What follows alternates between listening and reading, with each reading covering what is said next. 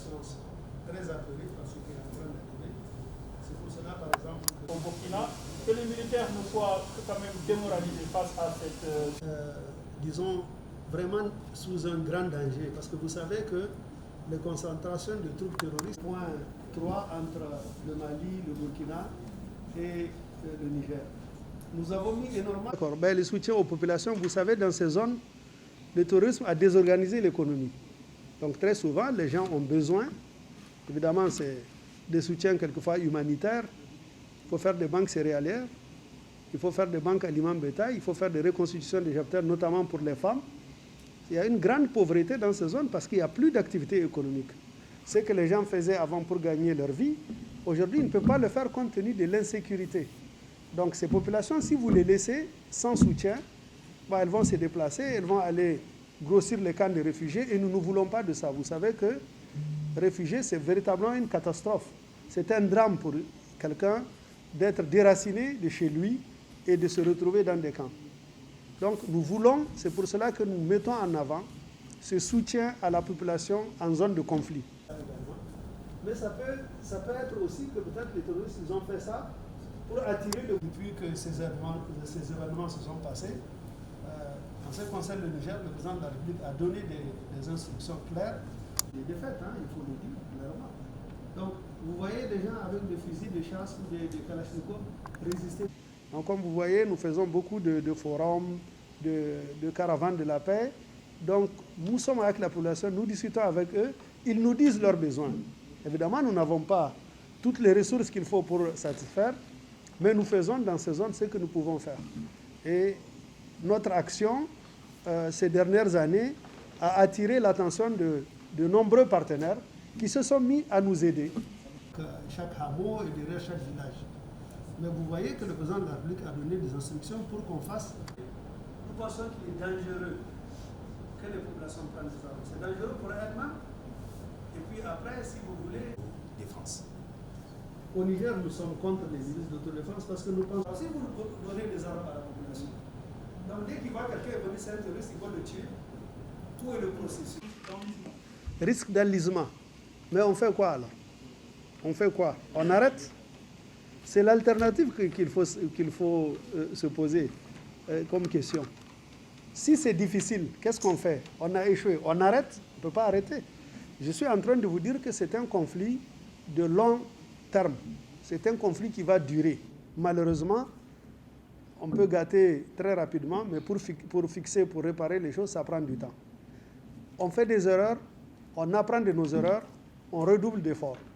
Évidemment, ce qui nous manque, c'est d'avoir, par exemple, une armée de 500 000 personnes. On ne les a pas. On n'a pas les ressources pour avoir une armée de 500 000 personnes.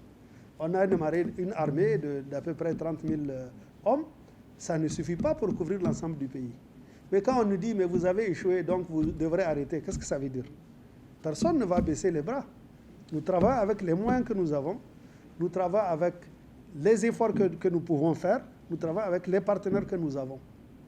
Il faut donc prendre ça du bon côté. Merci.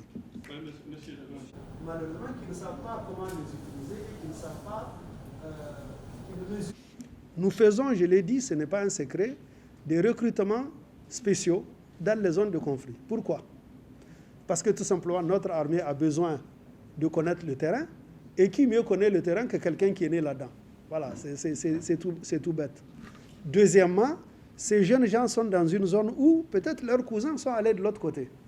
Alors, si vous les laissez sans travail, ils ont tendance aussi à rejoindre. Plutôt qu'ils aillent de l'autre côté s'ils veulent se battre, mieux vaut qu'ils soient du côté de l'État. Je pense que ce recrutement spécial aura de très bons résultats. Évidemment, ils ont été recrutés il y a à peine 5-6 mois. Pour les premiers, je crois qu'ils ont terminé leur formation. Ils ont été déjà déployés à Difa. Les autres sont encore en train d'être formés.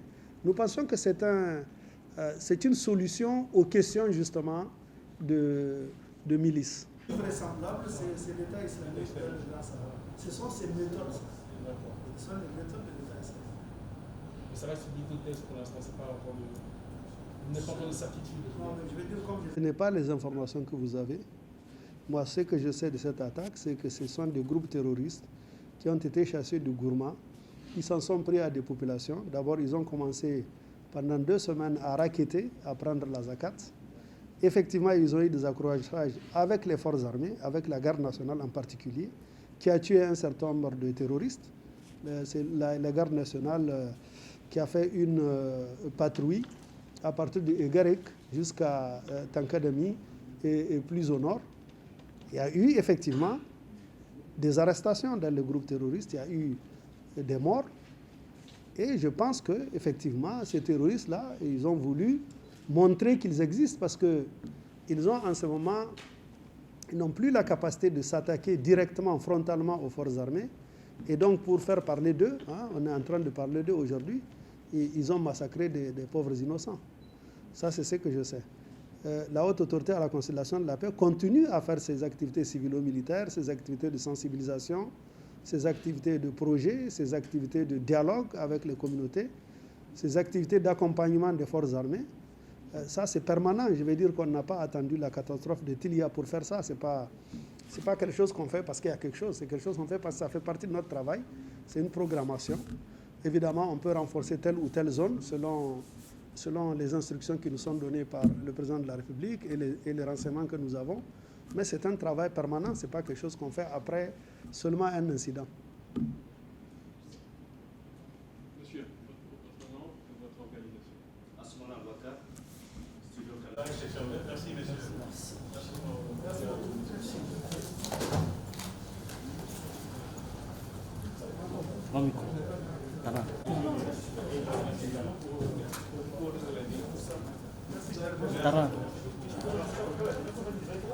Habib.